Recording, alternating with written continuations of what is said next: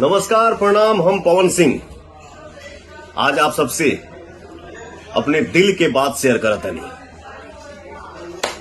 कौन कहता है आसमान में सुराख नहीं हो सकता। एक पत्थर तो तबीयत से उछालो यारो। हमारे बड़े भैया भारतीय जनता पार्टी के राष्ट्रीय प्रवक्ता और पूर्व केंद्रीय मंत्री सैयद शहनवाज हुसैन जी ने जब से बिहार के उद्योग मंत्री पद की जिम्मेदारी को संभाले हैं, तब से बिहार में उद्योग की एक अलग ही चर्चा है। बिहार में बड़े बड़े उद्योग लग रहे हैं। बिहार के बारे में निवेशकों की राय बदली है। तो मेरी पूरी शुभकामनाएं भैया के साथ है। हमारे मुख्यमंत्री श्री नीतीश कुमार जी के नेतृत्व में बिहार में उद्योग लगाने वालों को रेड कारपेट वेलकम मिल रहा है और मिलता रहेगा। जय बिहार, जय